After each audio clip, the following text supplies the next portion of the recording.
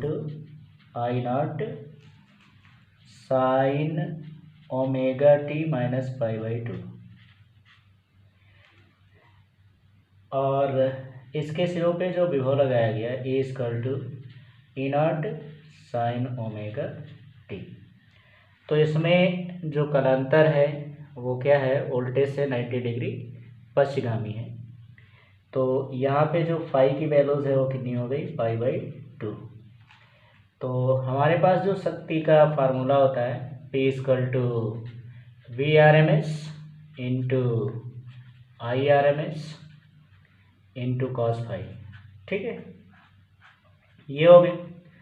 तो यहाँ पे जो वी आर एम एस की वैल्यूज होती है, V R M S equal to होता है V nought upon root 2 into I R M S equal to होता है आई नॉट अपॉन रूट 2। तो जब यहाँ पे इसकी वैल्यूज रखा जाएगा तो पी इक्वल टू क्या होगा, वी आर एम एस यानी कि हो गया वी नॉट। अब यहाँ वी नॉट को कैसे दिखाया गया, ई से, तो V nought equal to E nought, ठीक है। तो यहाँ पे आपका कंडीशन जो बन जाएगा E naught upon root 2 into इसकी वैल्यूज हो गई I naught upon root 2 into cos phi. तो फाई की वैल्यूज यहाँ देखो साफ साफ निकला है, 90 डिग्री पश्चिगामी का कंडीशन दिया है, तो यहाँ हो गया पाई बाई 2 कॉस 90। अब चूँकि आपको पता है कॉस 90 इक्वल टू कितना होता है, 0। तो जब यहाँ पे इसकी वैल्यू 0 रख देंगे तो यहाँ से हमारी पी जो हो जाएगी वो क्या हो जाएगी, 0।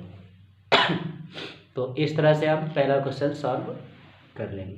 तो पहले वाले का ऑप्शन जो होगा वो 4th नंबर होगा, यानी कि 0। क्वेश्चन नंबर ख है। क्वेश्चन नंबर ख में देखो कह रहा है 0 केल्विन ताप पर शुद्ध अर्धचालक होता है।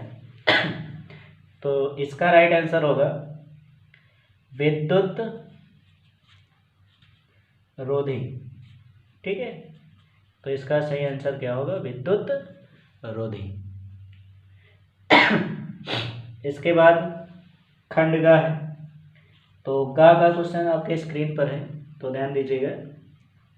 क्वेश्चन में पढ़ रहा हूँ, कह रहा कि वी इलेक्ट्रॉन वोल्ट ऊर्जा वाले इलेक्ट्रॉन से संबद्ध डी ब्रोगली तरंगदैर्घ्य लगभग होगा। तो डी ब्रोगली तरंगदैर्घ्य देखिए, चूँकि आपको पता है लेमडा इक्वल टू होता है P upon H upon P होता है, ठीक है, एच अपॉन पी। अब चूँकि हमें पता है के इक्वल टू क्या होता है, हाफ एम वी स्क्वायर। अब यहाँ से हमें करना क्या है, इसको जो है पी के रूप में ले आना। तो सबसे पहले क्या करते हैं, 2 को इधर पक्षांतर कर देंगे तो क्या हो जाएगा, 2k बराबर हो गया एम वी स्क्वायर। अब यहाँ हम करेंगे क्या, m से गुणा और m से क्या कर देते हैं, भाग। तो ये कंडीशंस आपका बन जाएगा, m से m मल्टीप्लाई होगा तो ये बन जाएगा 2k इक्वल टू m से m गुणा होगा तो ये बन जाएगा m square V square upon का m। तो ये हो जाएगा 2k, m पक्षांतर कर देंगे इक्वल टू ये बन जाएगा एम वी का होल स्क्वायर। अब चूंकि आपको पता है p इक्वल टू क्या होता है, एम वी, तो यहाँ पे जब इसकी वैल्यूज रख देंगे तो कंडीशंस हमारा क्या बनेगा, 2k m equal to P का स्क्वायर। तो p की वैल्यूज हमें चाहिए, तो यहाँ से p की वैल्यूज निकाल लेंगे तो p बराबर हो जाएगा रूट 2k m हो गया, ठीक है। अब चूँकि आपको पता है k की वैल्यू जो होती है वो क्या होती है, EV। तो जब यहाँ पे हम लोग इसकी वैल्यूज रख देंगे तो क्या हो जाएगा, p इक्वल टू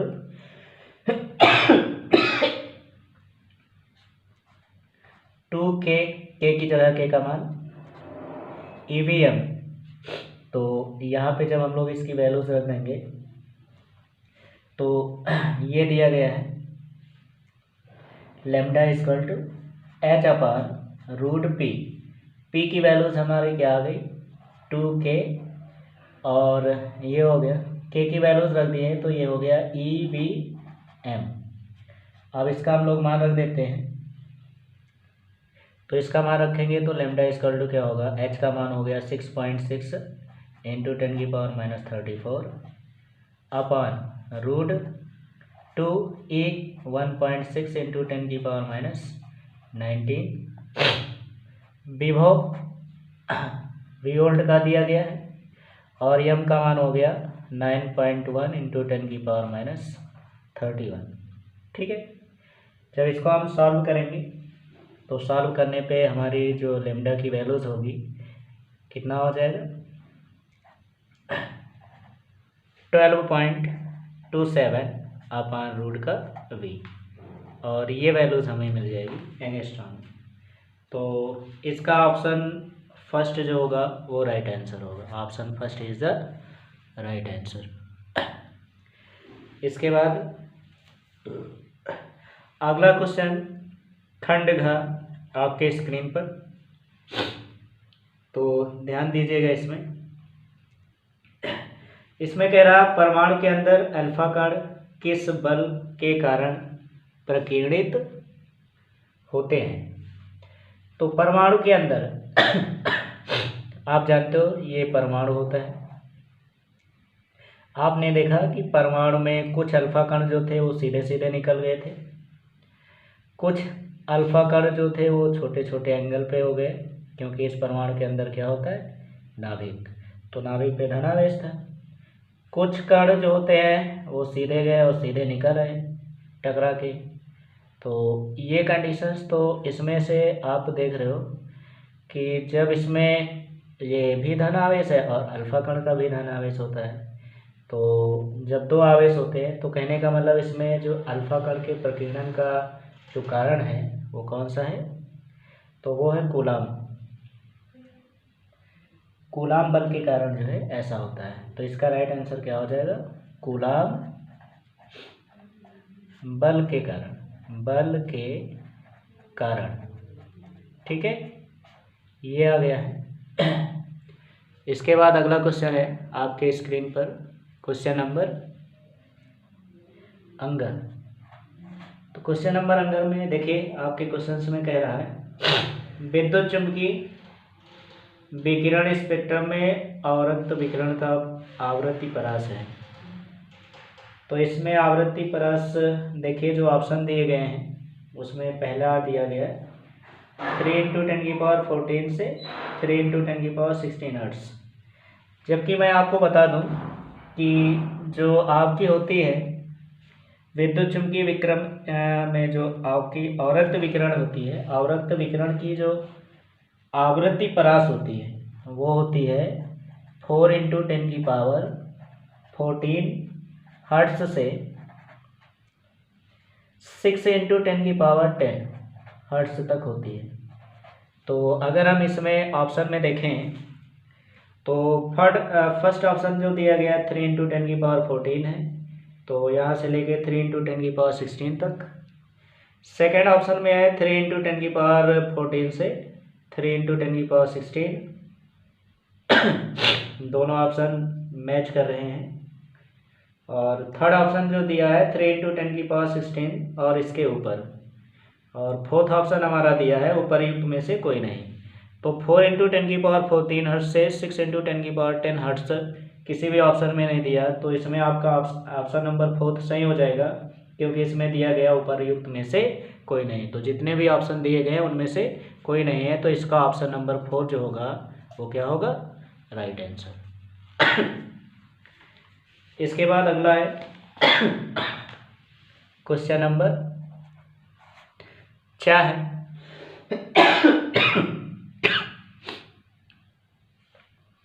तो क्वेश्चन नंबर 4 में देखिए क्या कह रहा है, एक किरण पुंज वायु से जल में प्रवेश करता है, तो निम्नलिखित में से कौन सा अपरिवर्तित रहता है। वैसे जब मैंने आपको पढ़ाया था तो इसमें बताया भी था। ठीक है, तो जब प्रकाश किरण एक माध्यम से दूसरे माध्यम में जाती है तो वो अपवर्तित हो जाती है। तो अपवर्तित होने पर उसका वेग भी बदल जाता है, आयाम भी बदल जाती है, तरंगदैर्घ्य भी बदल जाती है, परंतु उसकी आवृत्ति में कोई परिवर्तन नहीं होता। तो इसका जो राइट आंसर होगा वो क्या होगा, ऑप्शन नंबर 4 आवृत्ति। तो प्रकाश जब एक माध्यम से दूसरे माध्यम में जाती है तो उसकी आवृत्ति में कोई परिवर्तन नहीं होता। तो इसका राइट आंसर क्या हो जाएगा? आवृत्ति। 15 × 10⁴ न्यूटन प्रति कूलम विद्युत क्षेत्र में स्थित है, उस पर लगने वाले बल की गणना कीजिए। ठीक है, तो इसमें जो वैल्यूज दे दी गई है विद्युत क्षेत्र की वैल्यूज, यानी कि E दे दिया गया है 15 × 10⁴ न्यूटन प्रति कूलम। तो इस पर लगने वाला बल, तो ध्यान दीजिएगा अल्फा कण की बात कह रहा है, तो आपको पता होना चाहिए अल्फा कण का जो चार्ज होता है, अल्फा कण का चार्ज वो कितना होता है? 2 इलेक्ट्रॉन के चार्ज के बराबर होता है, और 1 इलेक्ट्रॉन का चार्ज होता है 1.6 × 10⁻⁹ ऑलरेडी इसकी वैल्यू जो होगी वो कितना होगा? 16 दूना 32, यानी 10⁻⁻19 कूलम। तो E जो होता है वो क्या होता है? F/Q। तो यहाँ से हम लोग इसकी वैल्यूज निकालेंगे, QE। चलिए मान रख देते हैं इसका। तो जब मान रखेंगे तो क्या होगी इसकी वैल्यूज? F Q यानी कि 3.2 × 10⁻⁹ और E का मान दिया गया 15 × 10⁻14। अब क्या करते हैं, इसको मल्टीप्लाई कर लेते हैं। तो 15 दूना 30 हो जाएगा, कैरी हुआ कितना? 3, और 15 × 3 = 45, 45 में 3 जोड़ देंगे तो 45 3 कितना हो गया? 48। 15 दूना 30 और 15 × 3 = 45, 3 48। पॉइंट कितने अंक वाला लगाएंगे? 1 अंक इंटू 10⁻19 में से 14 घट जाएगा, यानी कितना होगा? -5। पॉइंट 1 अंक इधर ले आएंगे तो F बराबर हो जाएगा 4.8 इंटू 10⁻। अब पॉइंट पीछे से आगे जा रहा है, तो पीछे से आगे जाता है तब घात क्या होती है? प्लस होती है। तो -5 में एक पॉइंट प्लस हो जाएगा, तो ये हो जाएगा -4 न्यूटन। तो ये हो जाएगा हमारे इस क्वेश्चन का। इसका मात्रक लिखिए। तो ध्यान दीजिए वैद्युत फ्लक्स। तो वैद्युत फ्लक्स का क्या आशय है? तो सबसे पहले वैद्युत फ्लक्स के बारे में जान लेते हैं। वैद्युत फ्लक्स, तो वैद्युत फ्लक्स क्या होती है? वैद्युत क्षेत्र में स्थित किसी तल के अभिलंबवतः गुजरने वाली समस्त वैद्युत बल रेखाओं की संख्या को वैद्युत फ्लक्स कहते हैं। ठीक है, तो इसकी परिभाषा ऐसे लिख लेंगे। और इसके बाद कह रहा है इसका मात्रक, तो देखते हैं इसका मात्रक क्या होता है। तो वैद्युत फ्लक्स का मात्रक सबसे पहले इसे फाई से प्रदर्शित करते हैं और इसकी वैल्यूज होती है EA। अब यहाँ से हम इसकी वैल्यूज निकाल लेते हैं, यानी कि मात्रक। तो मात्रक क्या हो जाएगा? E वैद्युत क्षेत्र की तीव्रता, जिसका मात्रक होता है न्यूटन प्रति कूलम, इंटू A मतलब एरिया हो गया, यानी वर्ग मीटर। तो इसका मात्रक क्या हो जाएगा? न्यूटन मीटर स्क्वायर प्रति कूलम। तो ओमी परिपथ जो होती है, ओमी परिपथ जो होती है, यानी ऐसा परिपथ जो ओम के नियम का पूर्णतः पालन करता है, वो कहलाता है ओमी परिपथ। अब इसका जो ग्राफ होता है देखिए कैसे बनाएंगे। ये हो गया आपका y अक्ष और ये हो गया x अक्ष। ये विभवांतर को प्रदर्शित कर रही है और ये धारा को। ठीक है, अब इसमें जो होता है जैसे V क्या होता है? IR। ठीक है, और अगर हम यहाँ से इसकी कंपेयर करते हैं तो इस कंपेयर में हमारा जो कंडीशंस होता है, जो रेखा का समीकरण होती है, वो क्या होती है? y = mx। ठीक है, तो यहाँ से अगर इसका हम कंपेयर करते हैं तो ये हमारी क्या होती है? एक स्ट्रेट लाइन। तो धारा और विभव के बीच जब ग्राफ खींचा जाता है तो एक सीधी रेखा प्राप्त होती है। तो ओमी परिपथ का जो ग्राफ होगा B और I में, तो उसका ग्राफ एक स्ट्रेट लाइन हो जाता है। ठीक है, इसके बाद अगला जो आपका है अनओमी परिपथ। अनओमी परिपथ, तो अनओमी परिपथ जो ओम के नियम का पालन नहीं करता है। वो आपका क्या कहलाता है, अनुओमी परिपथ। तो अनुओमी परिपथ में अगर हम जो है खींचते हैं ग्राफ, तो ये हो गया V और ये हो गया I। तो इसमें जो होता है कुछ इस तरह से इसका ग्राफ बन जाता है, ये देखिए ये होता है। तो इसका जो स्लोप हो जाएगा ये, और यहाँ से ये बन गया। तो ये आपकी जो है डेल्टा V को प्रदर्शित करता है, और ये जो आपकी वैल्यूज हो जाएगी ये क्या हो जाएगी, डेल्टा I।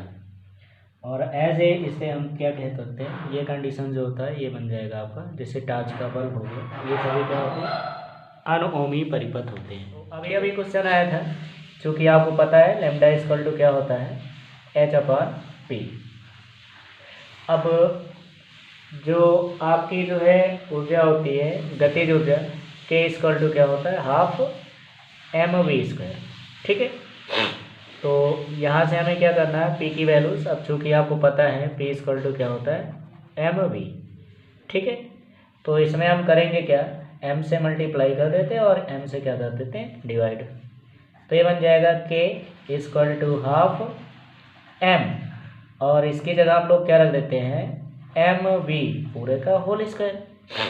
तो इसकी वैल्यूज p² हो जाएगा, तो इसको इधर पक्षांतर करेंगे तो 2km इक्वल टू क्या हो जाएगा, p²। तो यहाँ से p की वैल्यूज निकल आएगी, तो p की वैल्यूज यानी ये बन जाएगा √2km हो गया। तो इस p का मान यहाँ पे रख देंगे, तो लैम्डा इक्वल टू हो जाएगा h/√2km। तो ये हो गई दी ब्रोगली तरंगदैर्घ्य का गतिज ऊर्जा के पदों में। ठीक है, तो इस तरह से हम इसको हल कर लेंगे, यही हमारा क्वेश्चन का आंसर हो जाएगा। एन की वैल्यूज दे दी गई है 1.5, और इसके वक्र पृष्ठ की जो त्रिज्याएं दी गई हैं R1 और R2 की वैल्यूज, वो कितना दे दिया गया है, 20 सेंटीमीटर। लेंस के माध्यम का अपवर्तनांक 1.5 है। यदि लेंस को निम्नलिखित चित्र में AB के अनुदिश काट दिया जाए तो प्रत्येक नए लेंस की फोकस दूरी क्या होगी। अब देखिए इसमें जो चित्र बना हुआ है कुछ इस तरह से बना हुआ। तो सबसे पहले हम चित्र ड्रा कर लेते हैं। ये देखिए ये हो गया है उत्तल लेंस और ये है A और ये हो गया B। ठीक है, तो ये खंड है आपका। तो AB के अनुदिश काट दिया जाए। जब इसे AB के अनुदिश काट देंगे तो एक तो खंड आपका ये बन जाएगा कुछ इस तरह से, और एक खंड आपका बन जाएगा कुछ इस तरह से। तो यहाँ R1 की वैल्यूज तो हमारी हो जाएगी 20 सेंटीमीटर, लेकिन R2 की वैल्यूज जो होगी वो क्या हो जाएगी, इन्फिनाइट। और अगर हम इधर की बात करें तो इसके लिए R1 की वैल्यूज हो जाएगी इन्फिनाइट और यहाँ R2 की वैल्यूज हो जाएगी कितनी, 20 सेंटीमीटर। ठीक है, तो लेंस का सूत्र रख देते हैं यहाँ पे। तो पतले लेंस का जो सूत्र होता है वो क्या होता है, 1/f = n-1 into 1/r1 - 1/r2। तो अगर हम इस खंड के लिए ले रहे हैं तो R2 की वैल्यूज, तो यहाँ हमारी जो वैल्यूज हो जाएगी f = n की वैल्यूज 1.5 - 1 और R1 की वैल्यूज हो गई 1/20 - 1/∞। तो ये वैल्यूज आपकी हो जाएगी 0, तो यहाँ बचेगा 1/20। तो 1/f कितना हो जाएगा, 0.5 इंटू 1/20। पॉइंट हटा के 0 बढ़ा लेते हैं और 5 से इसको डिवाइड कर देते हैं। तो ये 5 से कट जाएगा, 5 चौके 20 यानी कि 40। तो यहाँ से f की वैल्यूज कितनी हो जाएगी, 40 सेंटीमीटर। तो ये तो हो गया हमारी पहली स्थिति। अब इसी तरह से हम दूसरी स्थिति के लिए जब निकालेंगे तो दूसरी स्थिति की वैल्यूज भी हमारी जो होगी वो कितनी होगी, 40 सेंटीमीटर ही आएगी। ठीक है, तो दोनों स्थितियों में जो नए लेंस की जो फोकस दूरी होगी वो कितनी होगी, f = 40 सेंटीमीटर।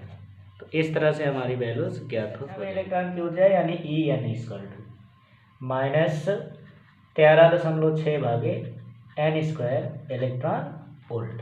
ठीक है, तो देखो इसमें जो दे दिया गया है उत्तेजित हाइड्रोजन परमाणु के इलेक्ट्रॉन की ऊर्जा तो इलेक्ट्रॉन की ऊर्जा दे दी गई है, कितना दिया गया है?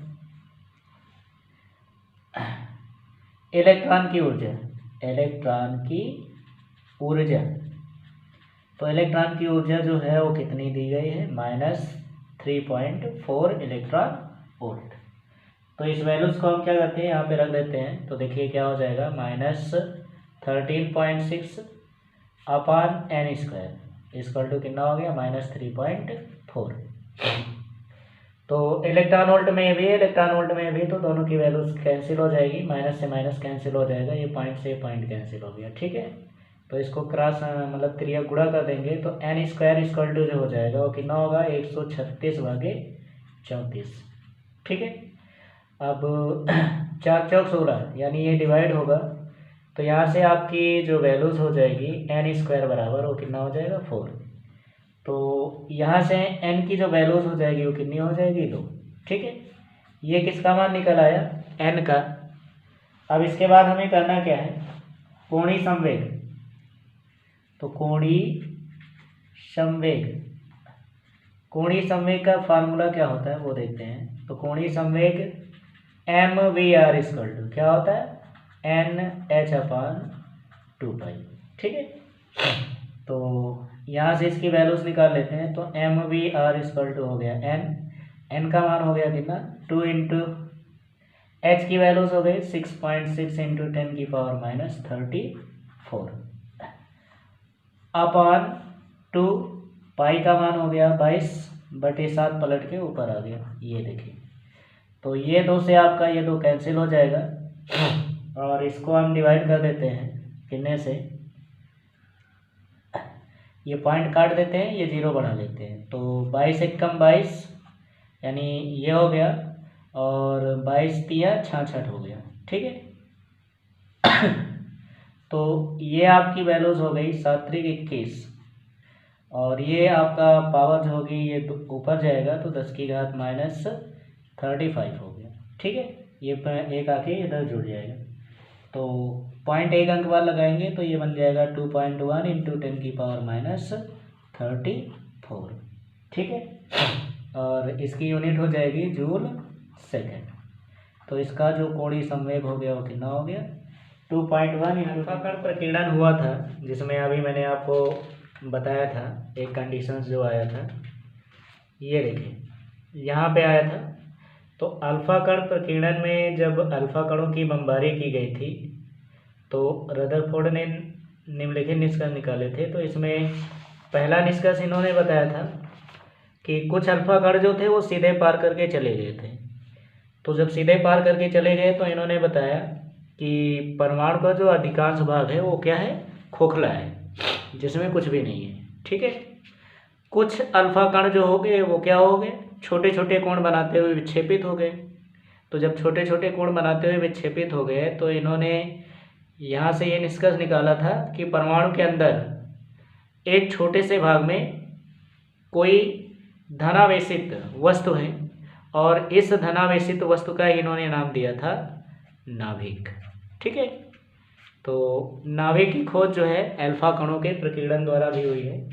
तो ये हो गए नाभिक अल्फा कणों के प्रकीर्णन संबंधी निष्कर्ष। विद्युत चुम्बकीय तरंगों की 2 विशेषताएं। तो विशेषताएं में विशेष नंबर फर्स्ट है कि वैद्युत चुम्बकीय तरंगें जो होती हैं त्वरित आवेशित कणों द्वारा उत्पन्न होती है। ठीक है, तो पहला क्या हो गया? वैद्युत चुम्बकीय तरंग जो होती है वो किसके? त्वरित आवेशित कणों द्वारा उत्पन्न होती है, कणों द्वारा उत्पन्न होती है, उत्पन्न होती है। ठीक है, ये हो गई इसकी विशेषता नंबर फर्स्ट। विशेषता नंबर सेकंड, विद्युत चुम्बकीय तरंगों के संचरण के लिए किसी माध्यम की आवश्यकता नहीं होती।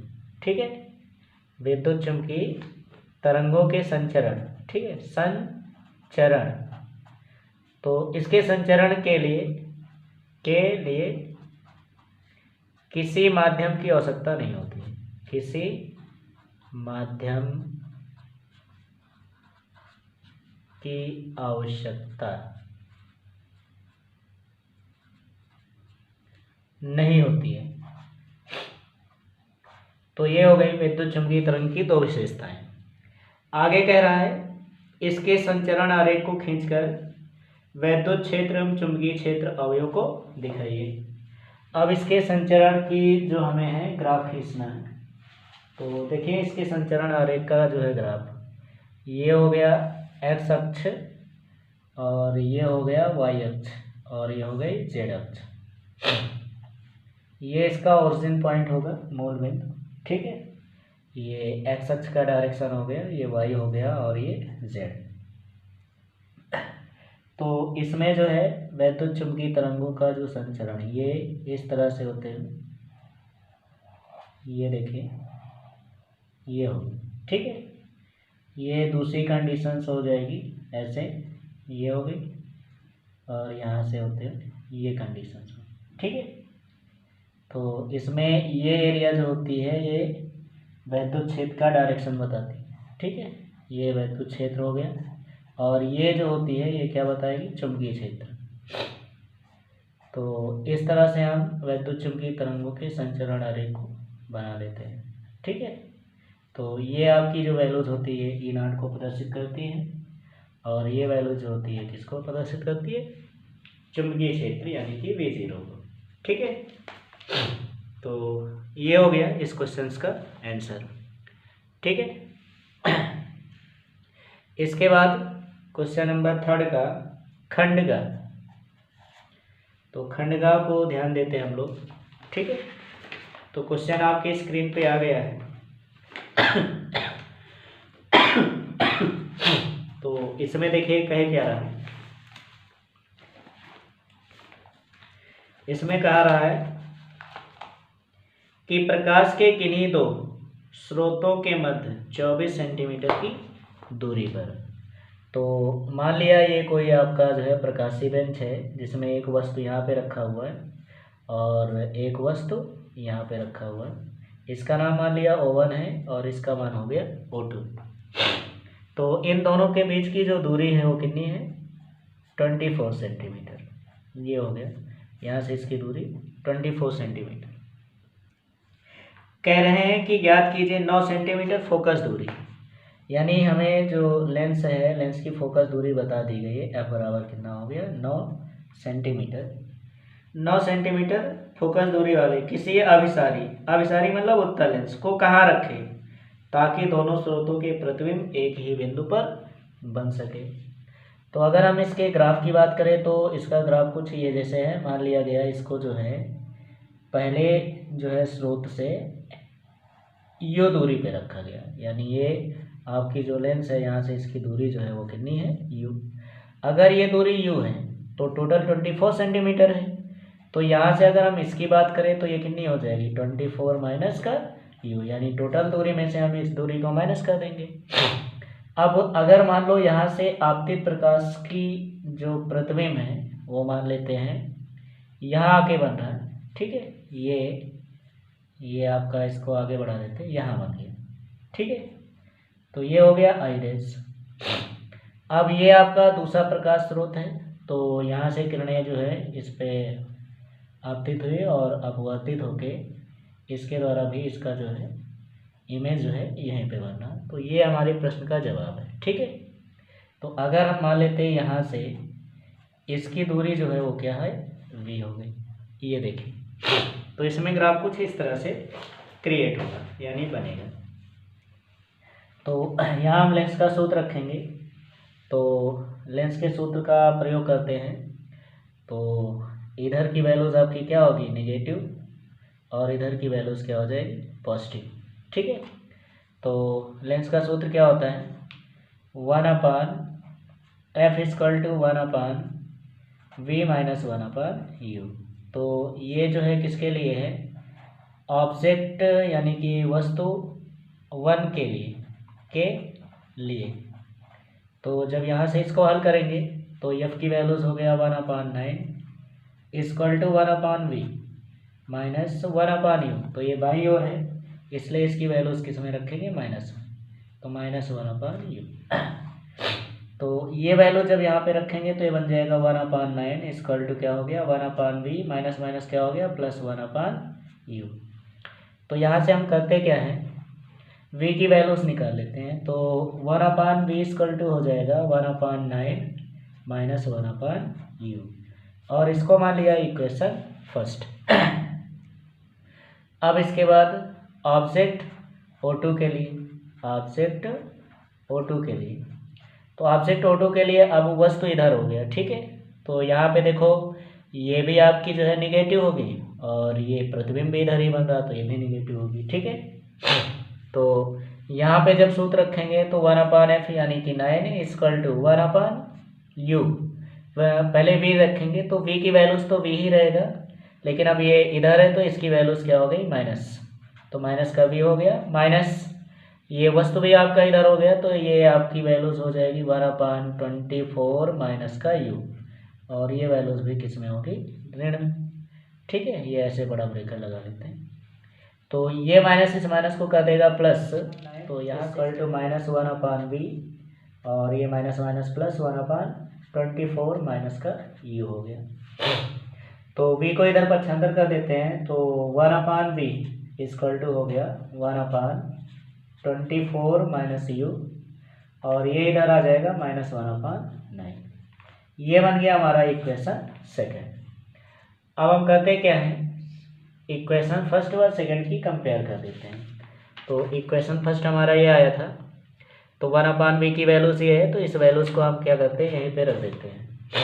तो क्या लिखेंगे, समीकरण 1 व 2 से, तो चलिए इसकी वैल्यूज रख देते हैं। तो इसका मान आया क्या है, इसका मान आया है 1/9 minus 1/u equal to 1/24 minus का u माइनस 1/9, ठीक है। तो इसको करना क्या है, पक्षांतर कर देते हैं। तो ये इधर आएगा तो क्या हो गया 1/9, ये माइनस इधर आया प्लस 1/9 इक्वल टू ये इधर जाएगा पक्षांतर होके, तो 1/24 माइनस u, ये माइनस माइनस प्लस हो जाएगा 1/u।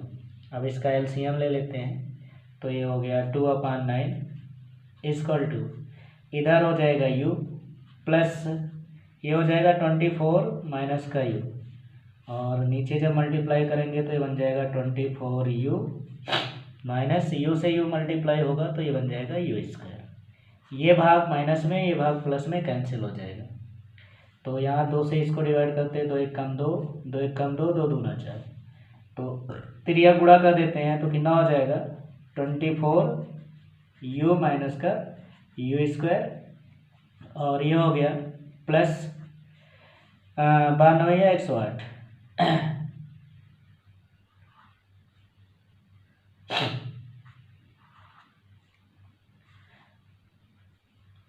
यहाँ पर इक्वल का चिन्ह रहेगा, ठीक है। ये बराबर, ये इधर के ये हो गया, ठीक।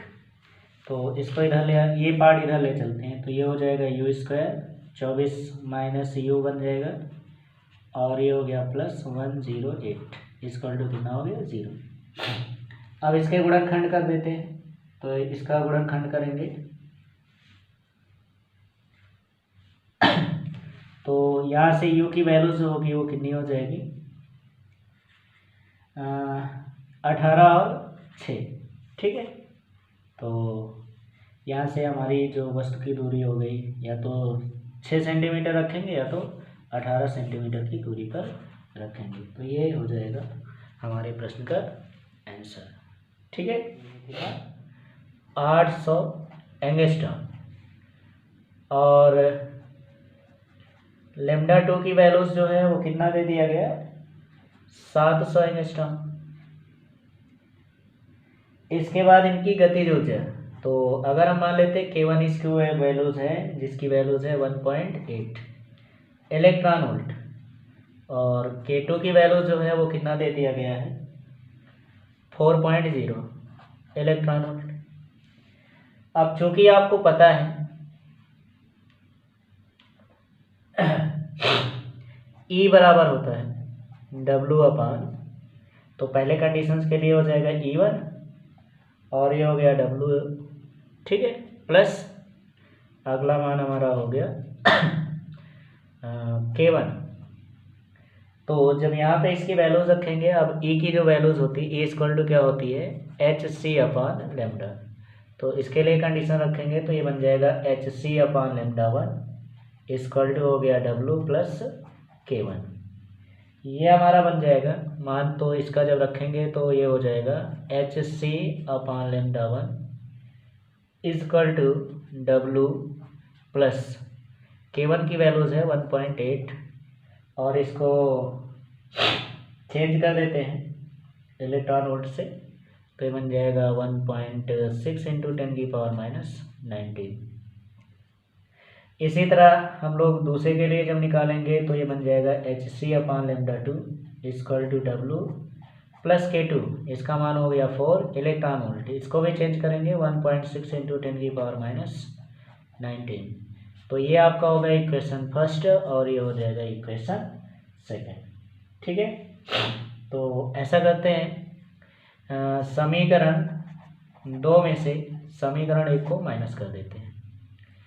तो इन दोनों में HC मिल जाएगा कॉमन, तो ये हो जाएगा और ये बन जाएगा 1 upon lambda 2 minus 1 upon lambda 1 equal to, इसमें से इसको माइनस कर देंगे तो कितना हो जाएगा, 4 में से ये माइनस हो जाएगा तो 10 में से 8 जाएगा, कितना हो गया 2। ये बन जाएगा 2.2 इंटू 1.6 इंटू 10⁻⁻⁹। तो C को इधर पक्षांतर करते हैं, ये वैल्यूज आपकी इधर आ जाएगी। तो H बराबर हो गया 2.2 इंटू 1.6 इंटू 10⁻⁻⁹ अपॉन C का मान हो जाएगा 3 इंटू 10⁸ इंटू 1 अपान लेमडा 2 यानी 800 गुणे 10 की घात माइनस का 10। एंगस्ट्रॉम टर्म में चेंज करके हम लोग मीटर में आएंगे, और माइनस 1 अपान लेमडा 1 की वैल्यूज, लेमडा 1 की वैल्यूज 800 था, इसकी वैल्यूज ये यहाँ पे होगा 7, लेमडा 2 का मान 7 था, और ये हो जाएगा 800 इंटू 10⁻⁻10। ये हो गया। जब हम इसको सॉल्व करेंगे तो इसकी वैल्यूज हो जाएगी, ये पूरा